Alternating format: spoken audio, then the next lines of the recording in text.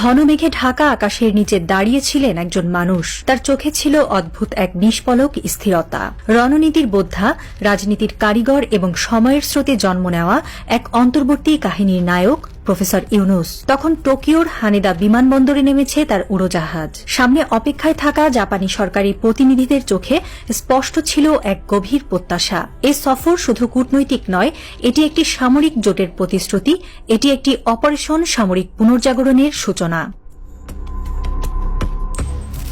বাংলাদেশ ও জাপানের মধ্যে সামরিক সহযোগিতার এই অধ্যায় যেন আগুনের নিচে খোঁজার মতো এক শান্তির সন্ধান। বহু বছর ধরে বাংলাদেশের সামরিক প্রযুক্তির মূল যোগানদাতা হিসেবে পরিচিত ছিল চীন, কিছুটা অংশ জুড়ে ছিল তুরস্ক। কিন্তু ইতিহাস মোড় নিচ্ছে। এবার নাট্যমঞ্চে উঠে এসেছে এক নতুন চরিত্র, জাপান।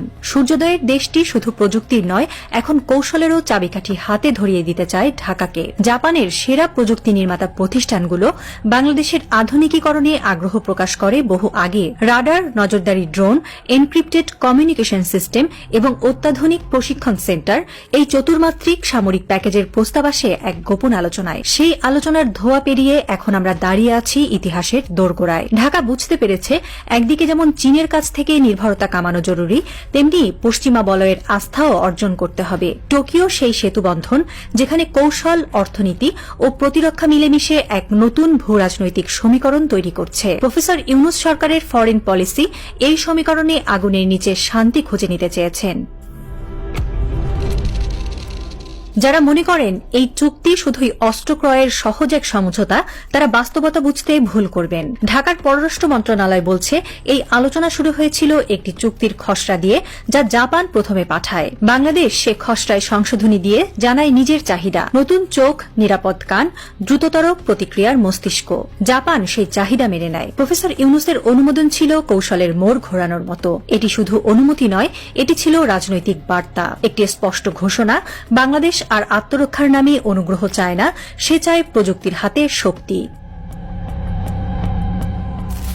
জাপান প্রস্তাব দিয়েছে এমন সামরিক রাডার যেগুলো আকাশসীমা বা জলসীমার যেকোনো অচেনা গতি শনাক্ত করতে পারবে মুহূর্তেই। তারা এমন ড্রোন সিস্টেম দিতে চায় যেগুলো সীমান্তের প্রতিটি নিঃশ্বাসের উপর নজর রাখতে পারে, এমন এনক্রিপ্টেড কমিউনিকেশন সিস্টেম যার মাধ্যমে দেশের অভ্যন্তরীণ সামরিক যোগাযোগে কেউ আঙুল রাখতে পারবে না। আর সেই প্রশিক্ষণ ব্যবস্থা, এটি শুধু একাডেমি নয়, এটি একটি যুদ্ধ মস্তিষ্কের প্রস্তুতি মঞ্চ, যেখানে তৈরি হবে আগামী দিনের স্মার্ট সৈনিক। কিন্তু এখানে প্রশ্ন জাগে, এই প্রযুক্তি কার বিরুদ্ধে ব্যবহার হবে? জাপান ও বাংলাদেশের সামরিক বিশ্লেষকরা বলছেন, এটি একাধিক ফ্রন্টে ব্যবহারের জন্য পরিকল্পিত, যেমন বঙ্গোপসাগরের নিরাপত্তা, ভারত সীমান্তে রোহিঙ্গা ও চোরাচালান সংক্রান্ত উদ্বেগ, এমনকি রাজধানী ঢাকার অভ্যন্তরে গড়ে ওঠা নব্য রাষ্ট্রদ্রোহী চক্র।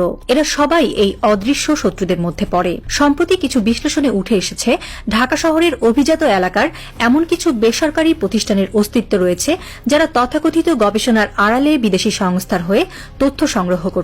তাদের সাথে যুক্ত কিছু মিডিয়া ব্যক্তিত্বদের নামও উঠে এসেছে। এই পরিস্থিতি সম্ভবত ভাবিয়েছে গভীরভাবে। তিনি বুঝেছেন, আগ্রাসন শুধু সীমান্তে আসে না, এটি আসে তথ্যযুদ্ধে, চুক্তির বিরোধিতায়, অভ্যন্তরীণ বিভাজনে। তাই টোকিও চুক্তির প্রযুক্তিগত দিকের পাশাপাশি এটিকে জাতীয় নিরাপত্তার মনস্তাত্ত্বিক ফ্রন্টেও রূপ দিচ্ছেন তিনি, যেখানে প্রতিটি সেনার চোখ শুধু শত্রু নয়, সংকেত খুঁজে নেবে।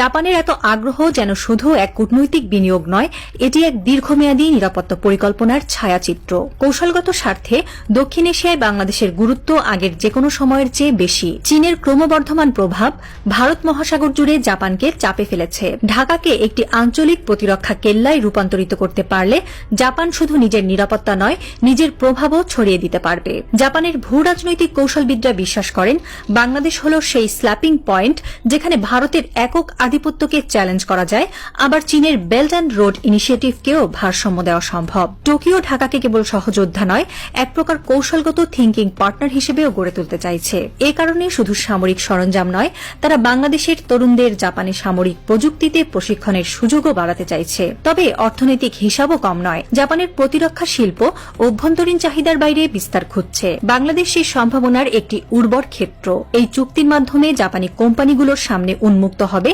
একটি নবীন কিন্তু দ্রুত উন্নয়নশীল বাজার, যেখানে টোকিও সরাসরি নিজস্ব প্রযুক্তির প্রতিস্থাপন ঘটাতে পারবে।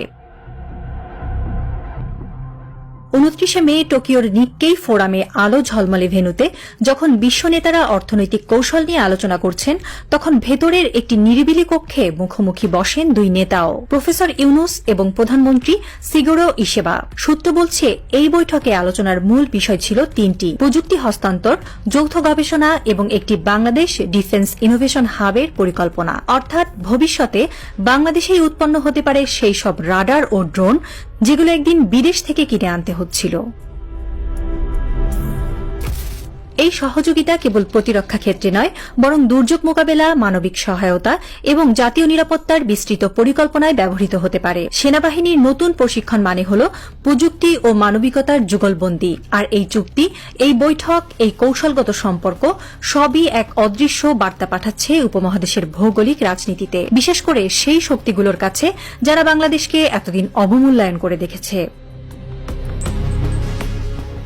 বিমানবন্দরে ফেরার সময় বাংলাদেশের এক বড় থিঙ্ক ট্যাঙ্ককে একজন জাপানি সাংবাদিক জিজ্ঞেস করেন, এই সামরিক সম্পর্ক কি আপনার দেশে রাজনৈতিক উত্তাপ বাড়াবে না? তিনি শুধু হাসলেন, একটি দীর্ঘ, ধীর, চিন্তাশীল হাসি। তার মুখে কোনো উত্তর ছিল না, কিন্তু চোখে ছিল একটি স্পষ্ট বার্তা: শত্রু কখনো শুধু বাইরে থাকে না, আমাদের প্রহরী চোখ এখন শুধু সীমান্তে নয়, অভ্যন্তরেও। সেদিন রাতেই এক প্রবাসী সাংবাদিক দাবি করে, ঢাকার ভেতরেই নাকি এই চুক্তির বিরোধিতায় গোপনে সক্রিয় কিছু লোক চাল সাজাচ্ছে, এদের সাথে প্রতিবেশী দেশের এক পক্ষ নাকি জড়িত। প্রশ্ন এখন একটাই, চুক্তি কি শুধু একটি অস্ত্র সমঝোতা, নাকি এটি একটি শীতল যুদ্ধের আগাম ঢেউ? এ গল্পের শেষ এখানেই নয়, কারণ সামনের দিনে যখন প্রথম জাপানি অস্ত্র পৌঁছাবে চট্টগ্রাম বন্দরে, তখন শুধু একটি বাক্স খোলা হবে না, খুলে যাবে দক্ষিণ এশিয়ার নতুন সামরিক মানচিত্র।